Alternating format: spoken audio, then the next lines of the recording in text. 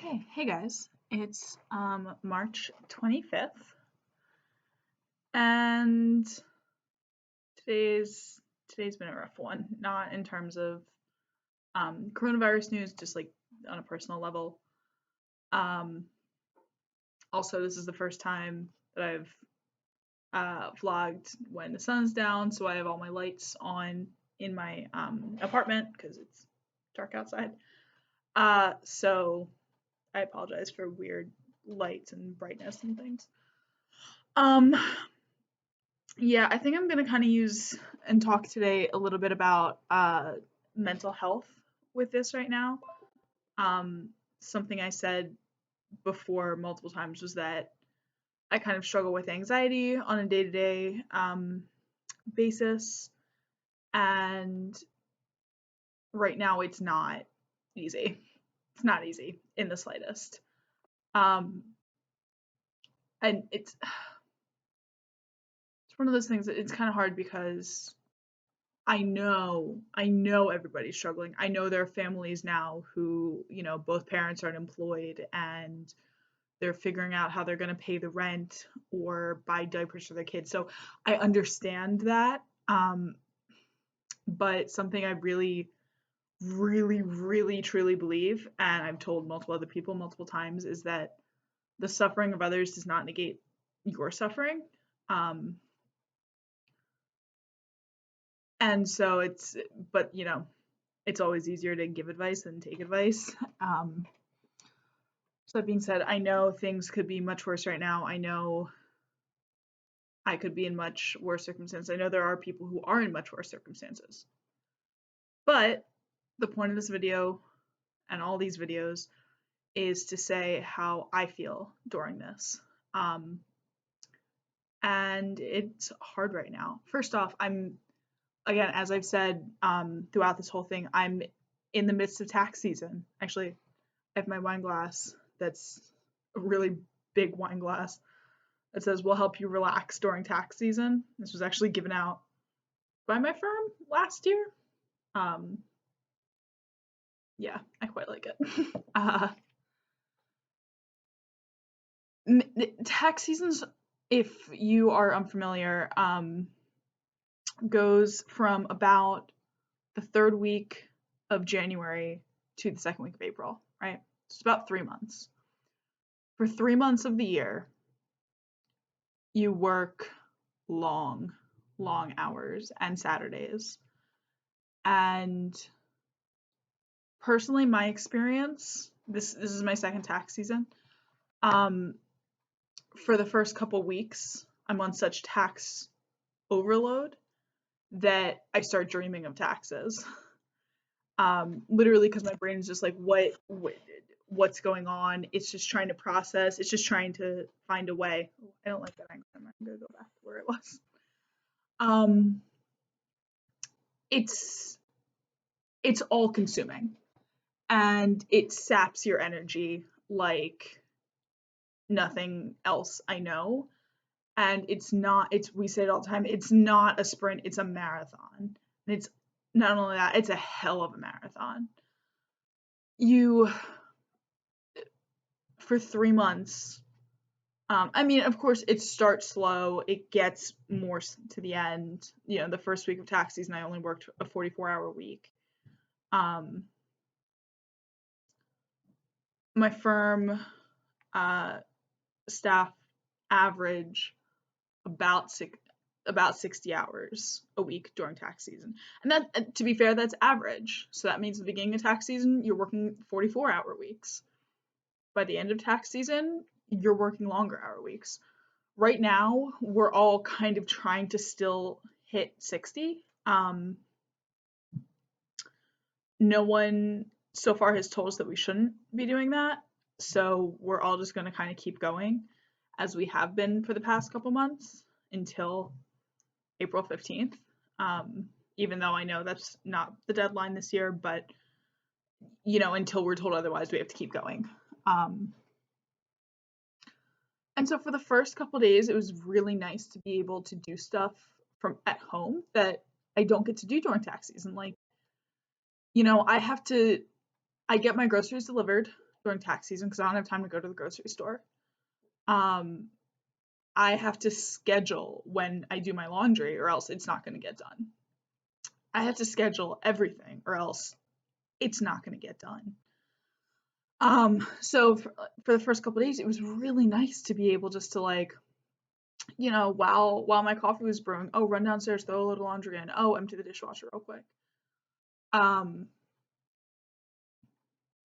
That kind of quickly evaporated because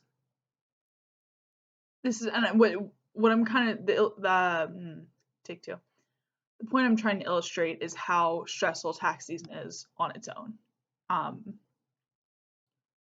My roommate is an angel from above. Especially during last tax season, she would by this point have pretty much taken over doing everything in the apartment, and would leave me like little treats to try to help me get through it. And my firm is actually also really, really good about knowing that excuse me, knowing that they push us, knowing that this is a hard time, knowing that this is stressful. So we do things during tax season. Like we'll do a firm happy hour, or typically the Friday after the 3:15 deadline, which is the business deadline. We have a bowling event where we all go bowling for half day. Sorry, and then we get to go home, and it's fantastic. And little things like that, or banks come in and bring us lunch, or bring us bagels for breakfast, or just tiny little things that say, we know you're struggling, we know it's hard, you're gonna get through it. So, and the other thing that gets me, and I'm gonna go ahead and talk for a lot of accountants here and say most of us through it, in my experience, is the camaraderie. Knowing that, yeah, you're sitting there, I stay at my desk until 8, 9, occasionally 10 p.m. after getting in at 7, 8, 9 a.m. And seeing everyone else there doing it with you, it makes it easier. It's also that support system.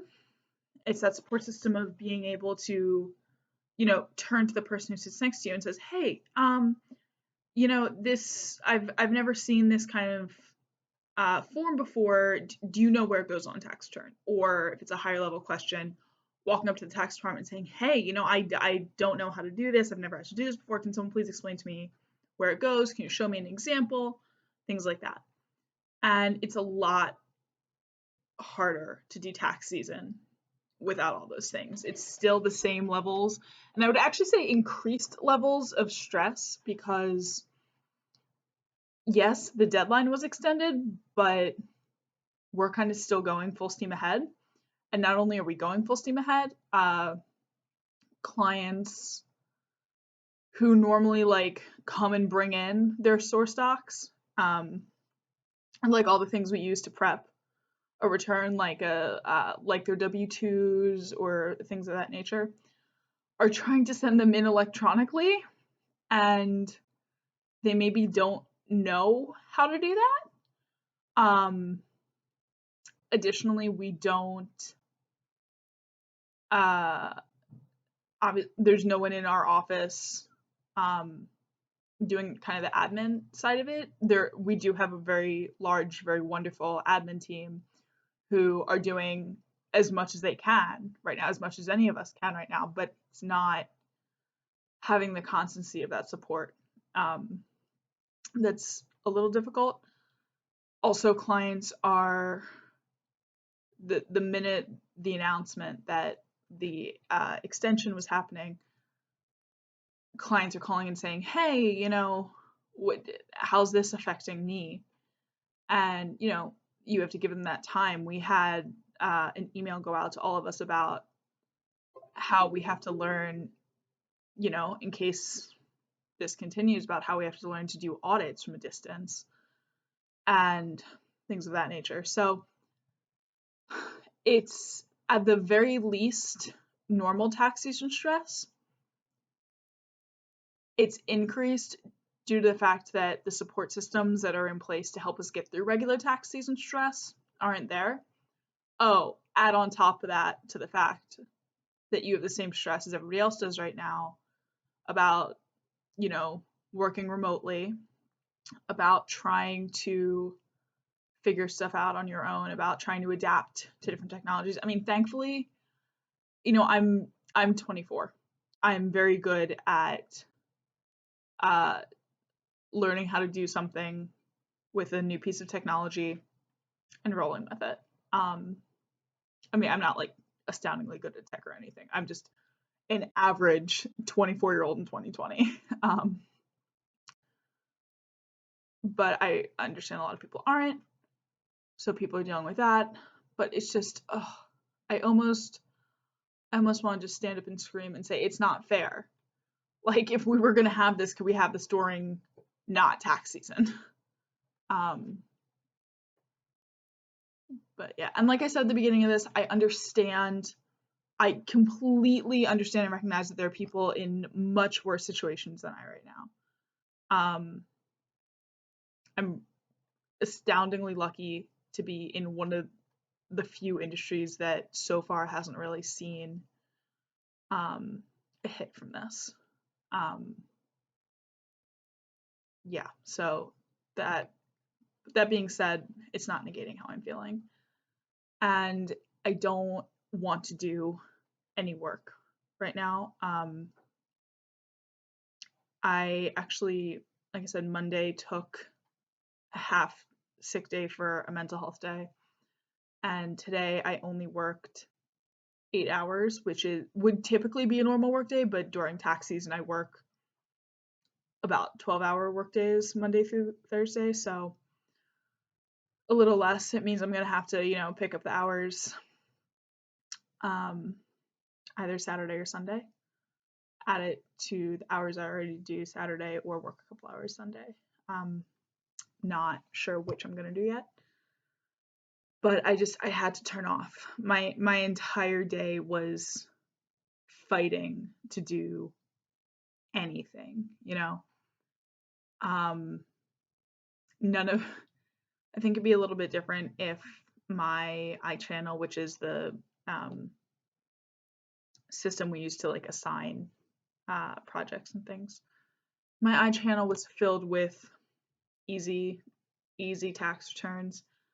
Maybe I could just bang them out, but even something that slightly didn't work, that was slightly complicated, something that any other day I could deal with, it didn't want to work today. It was a struggle to get out of bed to come to work, even though work is now 25 feet from my bedroom. It was hard. It was very hard, and it doesn't help that I'm here by myself. I kind of feel that if I had another person here, Eliza tends to get up before me anyway. That's my roommate if I hadn't said her name before. You know, I hear her get up and I say, oh, okay, I gotta get up. So maybe if I had another person, I don't know if I'd be feeling like this. But yeah, it was hard. I do tend to mainly deal with anxiety in my life, but I have dealt with depression before. My mother passed away when I was 16 from ALS, and in the months leading up to that, I dealt with some pretty major depression, as you might imagine. So there was that time, and then there was a time in college where I also dealt with some depression. And I'm worried that I'll get there. I'm not there yet. I'm kind of hoping that by only working an 8-hour day today, I might, you know, be able to knock myself out of my headspace, be able to just, I don't know, go to sleep early, hope to have a reset, do something of that nature. But it's beginning to be a little difficult. Um, yeah, and I do typically have a very good support system in place with my friends and my family, and I, I reached out to them and said, "Hey, I'm having issues. I'm struggling with this." And they all immediately were like, "Yes, of course. Come on, let's talk. Let's help you." But it's difficult to do from a distance. It's very difficult to do from a distance. So, yeah, it's a little hard. I'm trying to think if there's anything else I need to talk about today. In terms of news, I think the biggest news today was that Prince Charles, who is the prince consort and husband of Queen Elizabeth II, who is the current reigning queen. Actually, I think she's like the longest reigning queen, all-time reigning queen, something of that nature. Well, which is what happens when you inherit the throne really young. You happen to live in a time where, we've had major life expectancy increases. Oh, and like, your father, you don't smoke 40 packs of cigarettes a day and die at a young age. Um, so she's the current Queen of England, is the point of that. He was diagnosed with coronavirus, which is kind of funny because, I mean, it's not funny, obviously. I hope he's okay. Um, it's a little bit ironic because earlier this week or late last week, there was a video going around before the UK was in quarantine where he was out, at a public event. Oh, crap. I lied. I said Prince Charles. I apologize. Not the Prince Consort. Charles is the Queen's son, first in line to the throne. Her husband is Philip. I don't know why my brain was just like not clicking as to who that is for a minute. Anyway, yeah, no, Charles, father of William and Harry. I swear, I am actually freakishly good at the British monarch. I love British like television and history. Loved The Crown. Even more than The Crown, loved Victoria, which was an ITC show that was supposed to replace Downton Abbey. Anyway, that being said, sorry England about that mess up. Anyway, there was a video earlier of Prince Charles out at some event where he kept going to shake hands, right? As one does. And he kept forgetting that he wasn't supposed to shake hands. So he kept like going to shake hands and being like, "Oh crap, sorry, hi." And you could see him do it like every single person he walked up to, he just automatically went to shake their hand. And every single time I'd be like, "Oh no, wait, can't do that. Nope." So obviously, I hope he's okay. I can only imagine he has the best of doctors looking out for him. To be fair, he's kind of up there in age. The Queen's not young, nor is he. Yeah. Anyway, trying to think if there's anything else. Let me just check Facebook very, very quickly. Facebook now has, I don't know if you guys can see it, a COVID-19 information center. If you go to it, and it has the global number of confirmed cases, which as of the latest update was 454,398 total cases. Of those cases, there have been 20,550 deaths. And of those cases, 113,045 people have recovered. In the US alone, there are currently 61,167 confirmed cases, 849 deaths, 354 people have recovered. Oh, yeah, no, there was actually another big thing today. In addition, well, actually, two kind of big things on that. Members of National Guards in certain states have been activated to help enforce the lockdown regulations, which honestly, you can kind of call it several things. You can call it shelter in place, you can call it stay at home, you can call it lockdown. I tend to just say lockdown, but they all, as of right now, essentially mean the same thing. They were called in to actually enforce it. They were going around the 7 counties in Pennsylvania yesterday. Yesterday was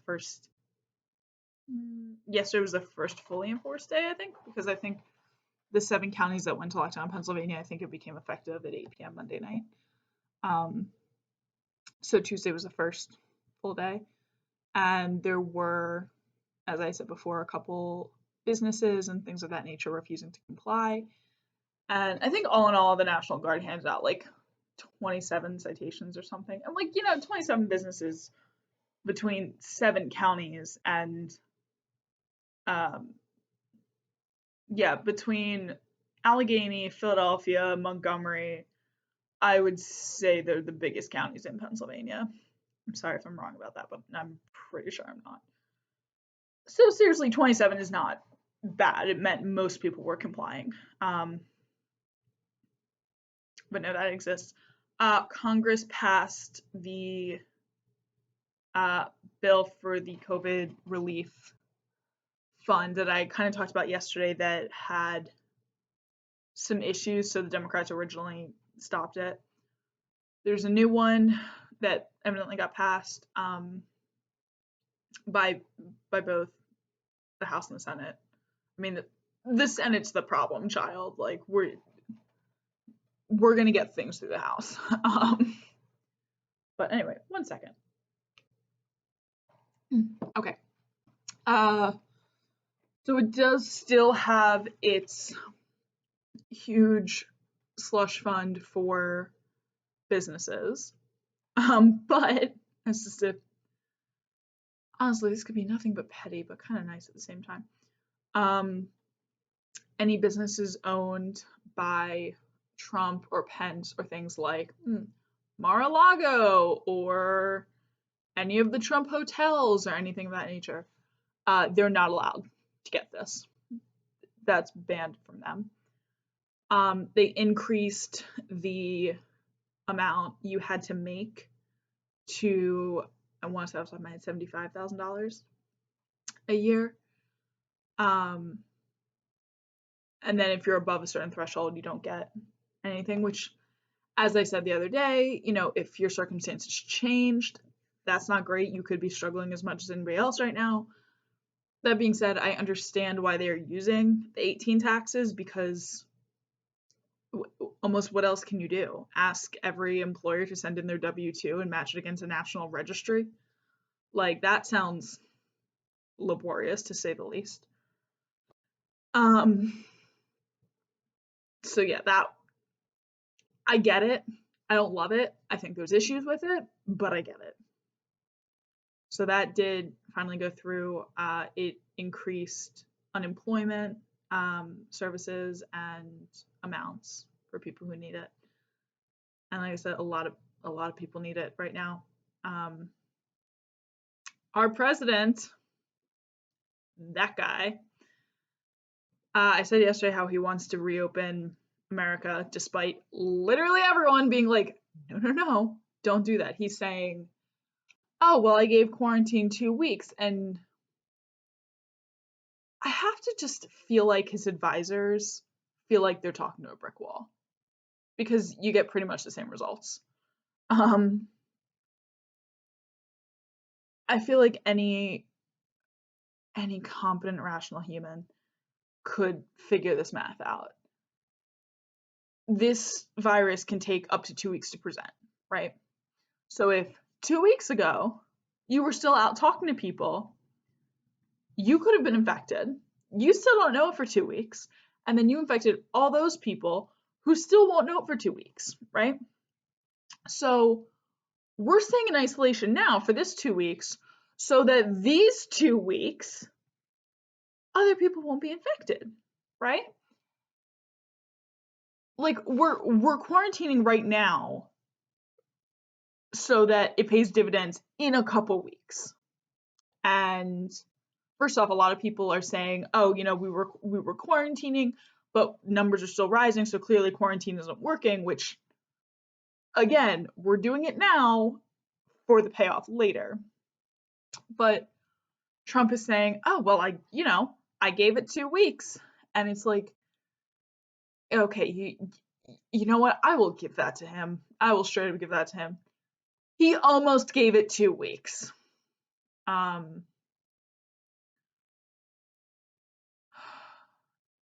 Not 2 weeks of a national lockdown, not 2 weeks of federally enforced things, kind of sort of 2 weeks of some states doing it.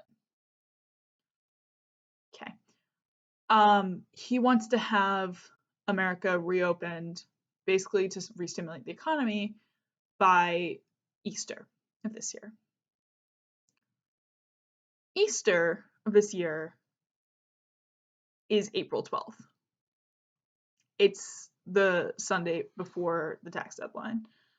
Passover is the 8th this year, which means it's the week before the tax deadline. So kind of on the one hand, glad it's kind of canceled because I couldn't go to Seder anyway, which would have been sad. Don't worry, I did buy matzah, stock up, just in case. And my dad still wants to have Easter, which I'm like, I kind of don't know if we're gonna be allowed to do that, but we'll see, I guess. Anyway, he wants to have things reopened by Easter without realizing that, you know, if he does that, there are people who are going to say, oh, well, we can go outside again, and potentially ruin all of this for all of us. So I hope wiser heads than his prevail. I will never understand how he became president. That's not true. I kind of vaguely do. Oh, this is going to take a political tangent, but I understand that there were people who felt left behind by the government. There are people who felt that, you know, they were forgotten about. That being said, there were also people who wanted just, I don't know, not a politician, which I can understand all those feelings. I'm not here to say they weren't true. That being said, I cannot fathom how you look at this person who will sell any one of his children to make a quick profit. Like, and say, you know, I think that's the guy who's gonna defend me. Like, what? This is someone who has never done anything remotely successful, despite what he says. You know, in every business adventure he's had, in every television show, in every whatever he's done, it would have failed if it didn't. You know, get your degree from Trump University. You know, if it didn't fail, it's because there were people other than him involved. And actually, someone said this morning in our group chat that, you know, we all thought that this would be a shit show of a presidency, which, oh, believe me, it has been. Can we just, for 5 seconds, talk about how if any prior president, but particularly Obama, had done a tenth of the things Trump has done, he would have been out so fucking fast. the doors in the White House would still be going back and forth. It would be insane. But while all of us thought this would be a shit show, again, which it was, which it is, he's still the president for now. We did not think he would be okay with killing tens of thousands, hundreds of thousands of Americans in the hopes to re-stimulate the economy. I don't know why we're surprised. I honestly don't know why we're surprised by anything he does at this point. But yeah, I agree. I cannot believe we've gotten to that stage, and I cannot believe that, oh my god, yeah. I can't believe that we're to the point where someone is letting him consider that. At this point, I'm almost like, can we stop him? Is there any way to stop him? Is there any way to institute somebody else for a wartime emergency to shut this down? But at the moment, no. At the moment, we keep having to listen to these press conferences where he assures us that everything is fine, everything is good, America's got this. He originally said, like, we should all go get a flu vaccine. Yeah. In case anyone doesn't know this in the future, this isn't the flu. It's not going to work like a flu vaccine. And just the fact that the President of the United States said that without irony, completely seriously, just shows the state we're in. So, all right, guys. I think that's it for me tonight, and I will talk to you tomorrow. Bye.